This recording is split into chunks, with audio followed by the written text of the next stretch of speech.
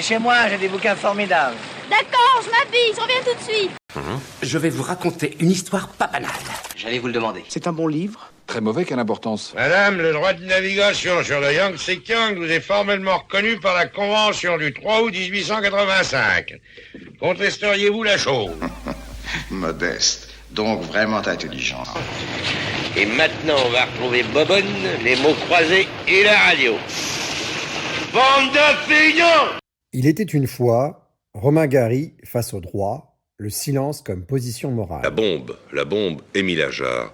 Émile Ajar, l'auteur de La vie de Vansois, n'était autre que Romain Gary, le célèbre écrivain à la trentaine d'ouvrages, 2 fois prix Goncourt.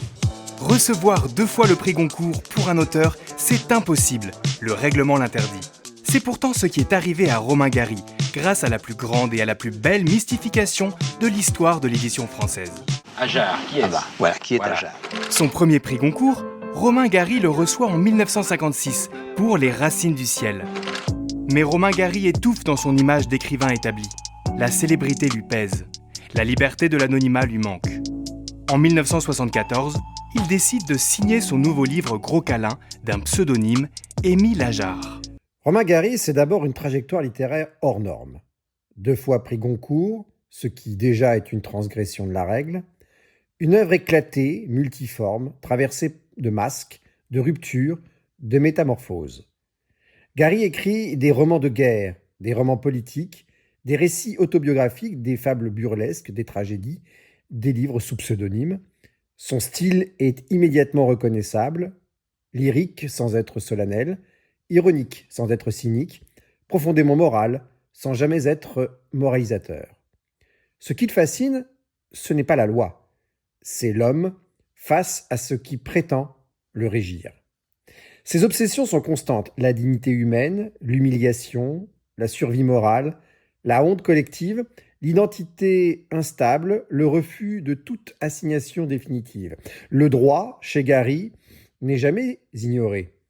Il est juste tenu à distance, parce qu'il risque toujours de réduire l'homme à un statut.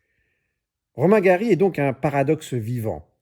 Diplomate, représentant officiel de la France, homme des institutions, et pourtant écrivain qui, roman après roman, refuse d'installer le droit comme horizon de salut.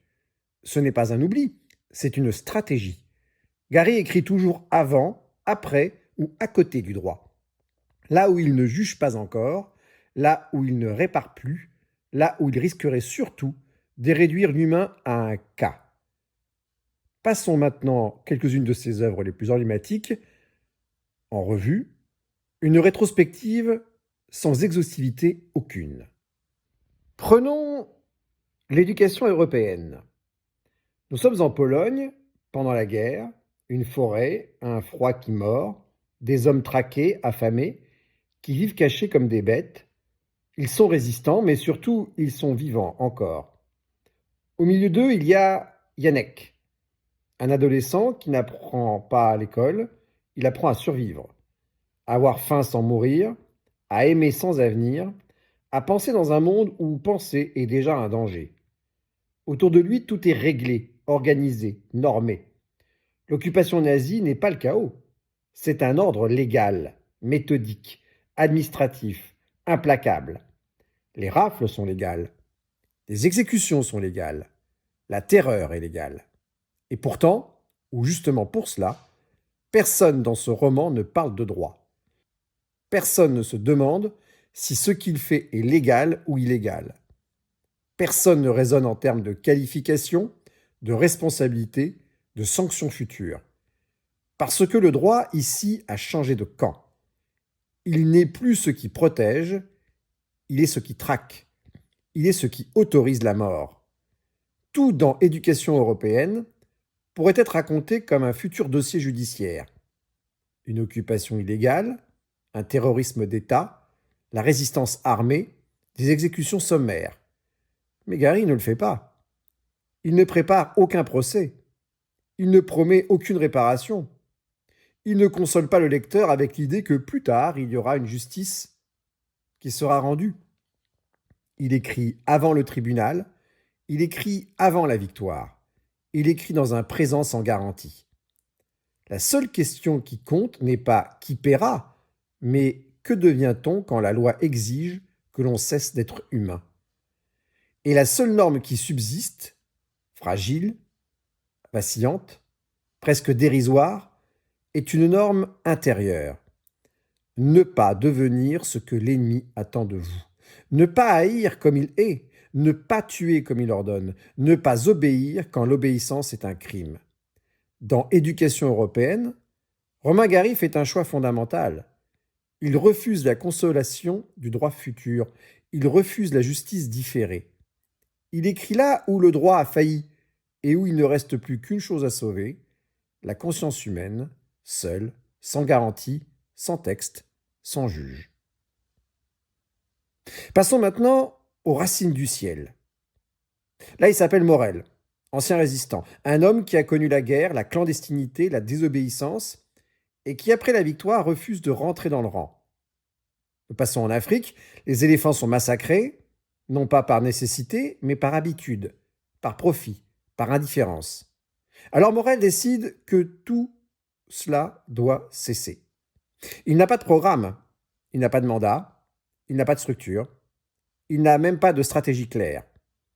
Il écrit des lettres, il alerte, il menace parfois, il s'entête surtout, très vite il dérange tout le monde.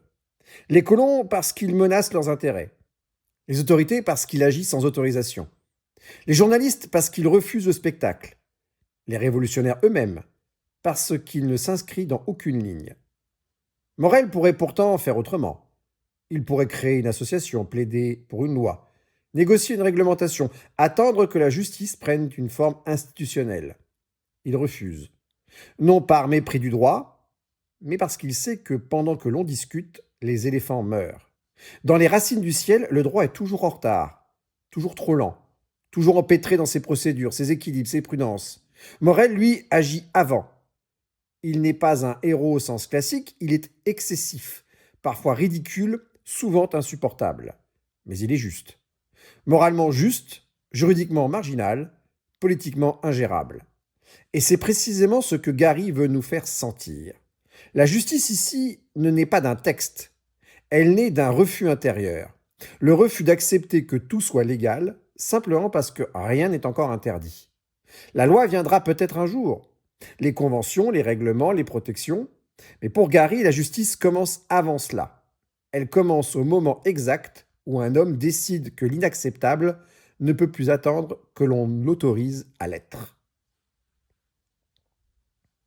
Dans La promesse de l'aube, Romain Gary, là, il nous raconte pas seulement son enfance, il raconte une formation, ou plutôt une déformation.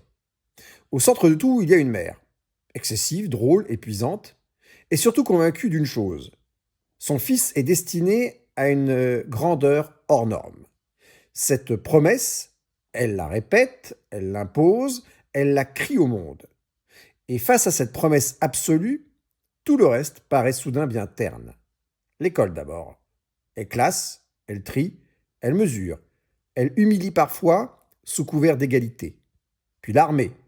Elle exige l'obéissance, elle broie les singularités, elle transforme les hommes en fonctions. Et enfin la nation. Cette entité abstraite qui distribue, avec une souveraine indifférence, la reconnaissance ou le mépris, les décorations ou l'oubli. Tout est légal, tout est réglementé, tout est parfaitement en ordre. Et pourtant, rien n'est grand. Dans La promesse de l'aube, Gary ne conteste jamais frontalement les institutions. Il ne plaide pas pour une réforme, il ne réclame pas une autre loi, il fait pire ou mieux, il désenchante. Il montre que la légalité ne suffit pas à produire la légitimité, qu'une institution peut être irréprochable dans ses règles et profondément pauvre dans ce qu'elle offre à l'âme humaine. Face à la promesse maternelle, démesurée, irréaliste, presque folle, les normes officielles apparaissent petites, médiocres, incapables d'inspirer quoi que ce soit. La seule loi qui vaille vraiment chez Gary n'est pas écrite, elle ne s'enseigne pas, elle ne se transmet pas par un décret. C'est une loi intérieure, une exigence intime, parfois absurde, souvent excessive, mais sans laquelle aucune règle, aussi soit juste soit-elle, ne mérite vraiment d'être respectée. Ensuite, il y a Lady L. Là, c'est une vieille dame, très respectable, Lady L, installée dans le confort, la reconnaissance, les honneurs. Et pourtant, derrière cette façade implacable, il y a une autre vie. Une jeunesse tumultueuse, une jeunesse anarchiste, amoureuse, révolutionnaire. Autrefois, Lady L jetait des bombes, ou du moins des idées. Elle défiait l'ordre établi. Elle croyait que le monde pouvait être renversé, réinventé, purifié.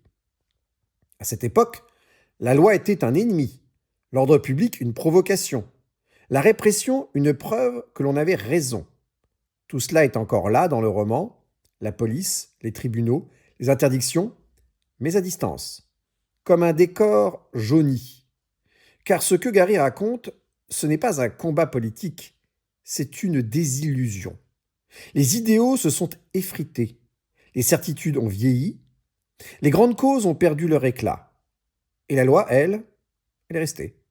Elle a survécu aux passions, elle a traversé les époques, elle continue d'organiser le monde tranquillement, sans ferveur. Dans Lady L, Gary ne tranche jamais. Il ne dit pas si la loi avait raison ou tort.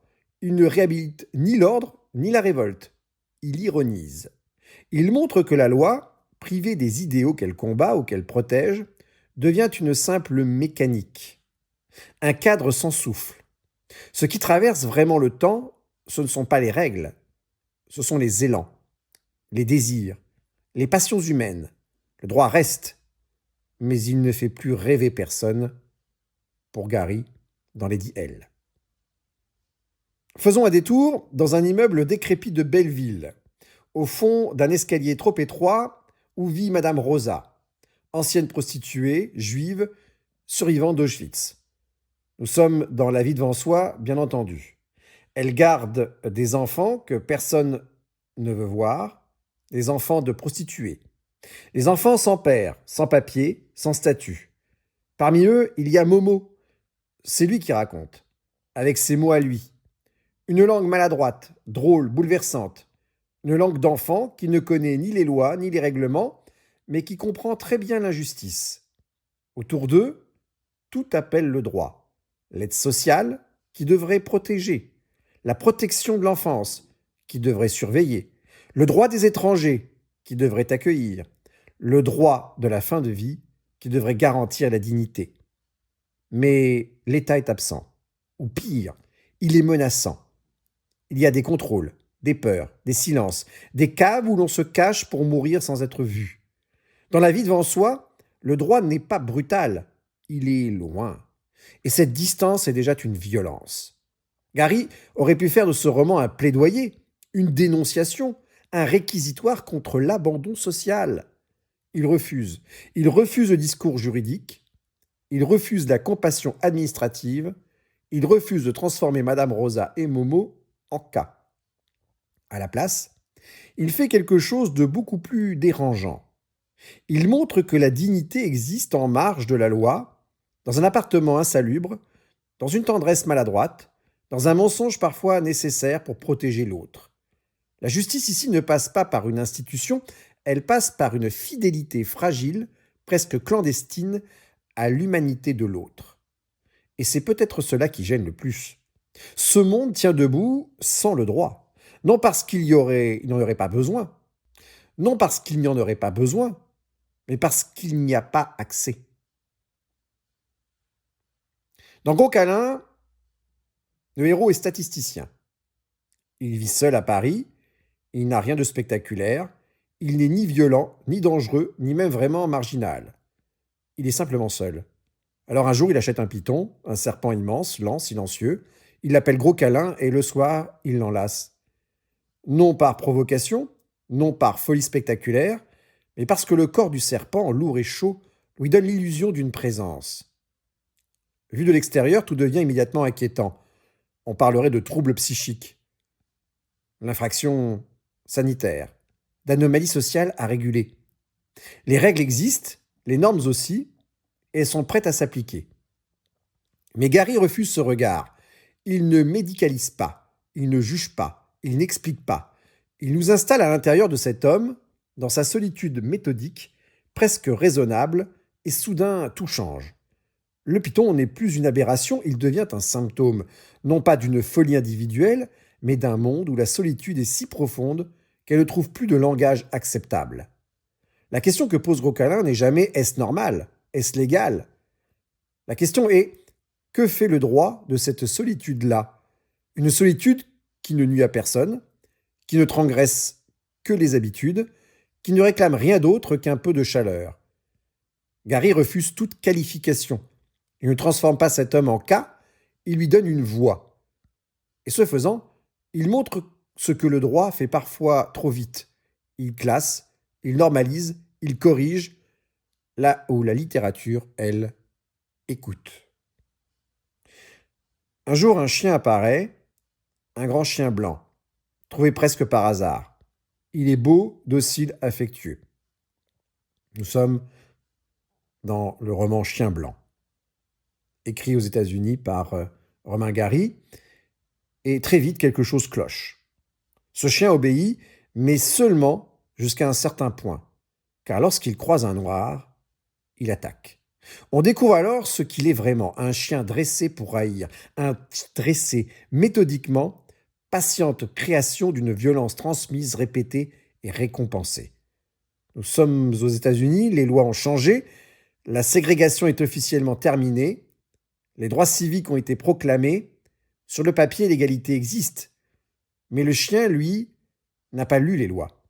Il continue d'obéir à un autre ordre, plus ancien, plus profond. Un ordre inscrit dans le corps, dans le réflexe, dans la peur. Tout dans cette histoire pourrait appeler une réponse juridique, des interdictions, des sanctions, des protocoles de rééducation. Mais Gary regarde ailleurs. Il ne s'acharne pas sur la règle. Il observe le décalage. Car le vrai scandale n'est pas l'existence du chien, c'est ce qu'il révèle. Il montre que la loi peut changer un cadre sans changer les âmes, qu'elle peut abolir un système sans effacer la mémoire de la haine. Dans Chien blanc, Gary pose une question terrible, sans jamais la formuler juridiquement. Que vaut un droit qui arrive après des générations de violences intériorisées ? La loi peut interdire, elle peut condamner, elle peut réparer symboliquement, mais elle ne peut pas, à elle seule, désapprendre la haine. Et Gary, là encore, refuse la facilité du jugement. Il ne diabolise pas, il ne moralise pas, il montre. Il montre l'écart vertigineux entre ce que la loi affirme et ce que l'homme ou l'animal dressé par l'homme continue de porter en lui. Dans cet écart, il n'y a pas de tribunal possible, seulement une inquiétude. Et une question laissée en suspens, combien de temps faut-il pour qu'une loi descende jusque dans l'âme ? Passons maintenant à la danse de Gengis Khan. Il y a un homme qui vit tranquillement en Allemagne, après la guerre. Il a un travail, une situation, une existence rangée. Autrefois pourtant, il a été bourreau, nazi, responsable de la mort d'un juif nommé Gengis Khan. La justice, elle, n'est jamais venue. Pas de procès, pas de tribunal, pas de condamnation. C'est là que le roman commence. Car Gengis Khan revient, non pas sous la forme d'un fantôme solennel, mais comme une présence intérieure, sarcastique, obscène, envahissante. Il parle, il se moque, il danse, il humilie. Il devient la conscience de son bourreau, une conscience impossible à faire taire. Dans la danse de Gengis Khan, tout appelle un procès, tout appelle une justice pénale, rationnelle, historique. Mais Gary refuse cette scène. Il ne reconstitue pas le crime, il ne cherche pas la réparation, il ne croit pas à la catharsis judiciaire. Parce que pour lui, le mal est déjà passé par là. Et le droit arrive trop tard. Alors la sanction prend une autre forme. Elle est intérieure, grotesque, interminable. Le bourreau n'est pas puni par une peine mesurable. Il est condamné à cohabiter avec sa victime, à être habité par elle, à ne jamais pouvoir s'en débarrasser. Ce n'est pas une justice rassurante, ce n'est pas une justice équitable, ce n'est même pas une justice au sens juridique. C'est une justice impossible à clore. Gary ne propose pas une alternative au droit. Il montre ce qui arrive quand le droit n'a pas été là au bon moment, quand la justice historique a failli. La littérature invente une autre forme de jugement, instable, cruel, sans rédemption. Et cette danse-là ne s'arrête jamais. Stéphanie est une star, une silhouette mondiale, une image qui passe d'un palace à l'autre, d'un flash à l'autre, comme si rien n'existait vraiment autour d'elle que la lumière. On l'invite dans le Golfe Persique, une de ces démocraties entre guillemets de luxe, où tout brille, où tout s'achète, où l'on parle doucement parce que les murs écoutent. C'est là que l'intrigue commence à dérailler. Partout où Stéphanie passe, il y a des têtes coupées, fraîches, présentes, comme un décor qu'on n'aurait pas eu le temps de ranger. Ce n'est pas seulement l'horreur, c'est l'horreur banalisée. Au lieu d'un choc moral, qui appellerait la justice, il y a des sourires, des silences, des phrases vagues, et ce réflexe immédiat des pouvoirs, faire comme si de rien n'était. Car dans ce monde-là, le vrai scandale n'est pas la décapitation. Le vrai scandale, c'est que quelqu'un ose en parler. Alors Stéphanie avance dans une intrigue où tout semble organisé pour la désorienter. Les versions officielles changent, les témoins se contredisent, la vérité devient un accessoire gênant. On évoque un accident, une erreur, un malentendu, on maquille, on efface, on recouvre. Et pendant que les têtes tombent au sens propre, on devine ce qui gouverne vraiment le récit. L'odeur du pétrole, la circulation des armes, la grande mécanique internationale qui transforme les crimes en incidents diplomatiques. Il y a bien un agent, Rousseau de la CIA, qui flaire derrière ces massacres autre chose qu'une barbarie locale, une logique, un marché, une stratégie. Et plus Stéphanie s'approche de la vérité, plus elle comprend que la vérité n'est pas seulement dangereuse, elle est incompatible avec l'ordre du monde. Et là, le juriste en nous se réveille. Parce qu'enfin, tout appelle le droit. Tout appelle l'enquête, la qualification, la responsabilité, le jugement. On voudrait un tribunal, on voudrait des preuves, on voudrait une justice. Mais Gary ne donne rien de tout cela. Pourquoi ? Parce que les têtes de Stéphanie racontent exactement le moment où le droit ne sert plus qu'à décorer les communiqués. Le moment où la légalité n'est qu'un langage de façade. Le moment où l'institution n'est pas là pour dire le vrai, mais pour rendre le vrai inutilisable. La problématique est implacable, même si Gary ne la forme jamais ainsi. Que devient la justice quand les puissances transforment le crime en affaire de relations publiques ? Quand la vérité doit être gérée, contenue, neutralisée, non parce qu'elle est fausse, mais parce qu'elle dérange. C'est là que l'évitement de Gary est le plus révélateur. Il ne fait pas un roman judiciaire, il ne met pas en scène un juge, il ne construit pas une réparation. Il montre un monde où l'horreur n'a même plus besoin d'être justifiée. Elle est simplement administrée. Dans ce roman, la justice n'est pas refusée, elle est rendue impossible. Par l'appareil politique, par la diplomatie, par l'intérêt, par la raison d'État. Et Stéphanie, au fond, devient la figure la plus terrible. Celle qui voit, celle qui sait, celle qui traverse les palais avec dans les yeux quelque chose que personne ne veut regarder. Dans Les Enchanteurs, maintenant, Romain Gary ne raconte pas une histoire au sens classique. Il raconte un siècle, ou plutôt ce qu'il a traversé, envoûté, parfois ravagé. Il convoque les grandes figures idéologiques du XXe siècle, révolutionnaires, prophètes politiques, hommes persuadés d'avoir trouvé la formule du bonheur collectif. Tous ont quelque chose en commun, ils promettent. Ils promettent un monde nouveau, un monde enfin juste, un monde réconcilié avec lui-même. Et surtout, ils promettent de faire mieux que la loi. La loi est lente, disent-ils. La loi est tiède. La loi est imparfaite. Eux proposent autre chose, une promesse totale, un enchantement. Dans Les Enchanteurs, le droit n'est jamais attaqué frontalement. Il est contourné, disqualifié, dissous dans le rêve.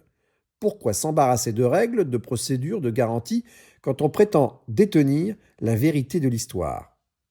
Gary observe ces hommes avec une lucidité cruelle. Il les connaît, il les a vus à l'œuvre. Il a vu ce qui produisent leurs promesses quand elles deviennent pouvoir. Car derrière l'enchantement, il y a toujours la même mécanique.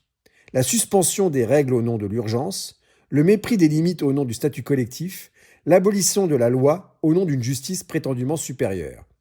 C'est là que Les Enchanteurs éclairent tout le reste de l'œuvre. Gary ne croit pas au droit total, celui qui prétend tout régler, tout encadrer, tout normaliser, mais il se méfie encore plus de son contraire, l'abolition enchantée du droit, celle qui promet la justice immédiate, sans médiation, sans procédure, sans limite. Dans ce roman, la question n'est jamais posée frontalement, elle est vécue. Que devient l'homme quand il remet sa liberté à ceux qui promettent de penser à sa place. Le droit, chez Gary, apparaît alors pour ce qu'il est vraiment, non pas une solution magique, mais un rempart fragile. Fragile face aux idéologies, fragile face aux prophètes, fragile face à notre désir d'être rassuré, guidé, enchanté. Et si Gary se tient si souvent à distance du droit dans ses romans, c'est peut-être qu'il sait ceci.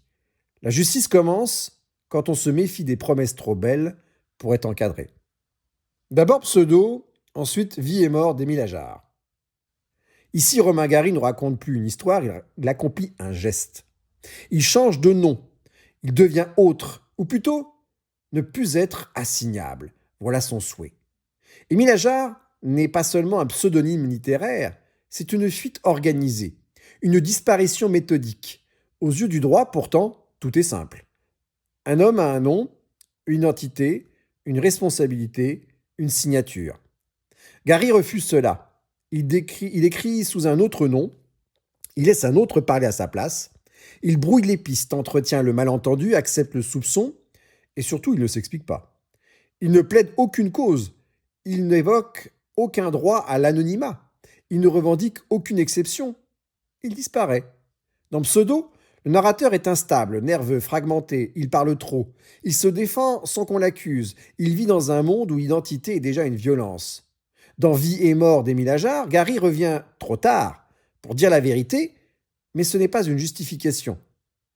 C'est un constat. Il montre ce que signifie être enfermé dans une identité, celle de l'écrivain reconnu, celle de l'homme décoré, celle du nom devenu une institution. Le droit aime les identités stables. Il a besoin de savoir qui parle, qui signe, qui répond. Gary, lui, montre le prix de cette stabilité. Car être assigné, c'est aussi être figé, être reconnu, c'est parfois être terminé. Alors il choisit l'ultime évitement, non pas contre la loi, mais hors de sa portée. Il ne conteste pas l'identité juridique, il la rend inopérante. Avec Ajar, Gary ne demande pas la liberté, il la prend, au prix du trouble, du mensonge, de la solitude. Et c'est peut-être là, au bout de son œuvre, que se révèle le plus clairement son apport. Et c'est peut-être là, au bout de son œuvre, que se révèle le plus clairement son rapport au droit. Non pas un combat, non pas un rejet, mais une méfiance profonde envers tout ce qui prétend dire, une fois pour toutes, qui vous êtes. Alors, quelle est la leçon de Romain Gary aux juristes ? Gary ne détruit pas le droit, il ne le ridiculise pas, il ne l'attaque jamais frontalement, il fait quelque chose de plus dérangeant. Il montre là où le droit ne suffit plus, là où il arrive trop tard, là où à force de vouloir protéger, il finit parfois par rétrécir l'homme qu'il prétend défendre. Chez Romain Gary, le droit échoue quand il devient un langage sans chair, une norme sans imagination, une protection qui oublie ceux qui n'y ont pas accès. Et ce qu'il écrit, roman après roman, n'est pas un réquisitoire, c'est une mise en garde. Car chaque fois que le droit s'efface dans ses livres, ce n'est pas pour laisser place au chaos, mais pour rappeler que la justice commence ailleurs. Dans une conscience qui résiste, dans un refus intérieur, dans une fidélité fragile à l'humain, même quand aucune règle ne la garantit, alors Gary nous laisse cette question, non pas comme une provocation, mais comme une responsabilité. Le droit est-il là pour sauver l'homme, ou seulement pour organiser ce qu'il en reste, quand il a déjà trop cédé? Et peut-être est-ce à nous, juristes, lecteurs, citoyens, d'empêcher que la réponse ne soit jamais définitivement écrite. C'était « Il était une fois, le droit, sa vie, son œuvre ». Aujourd'hui, l'émission était consacrée à l'œuvre de Romain Gary et l'absence désirée, revendiquée, assumée de droit. Je vous remercie pour votre fidélité et je vous dis à bientôt pour un prochain épisode.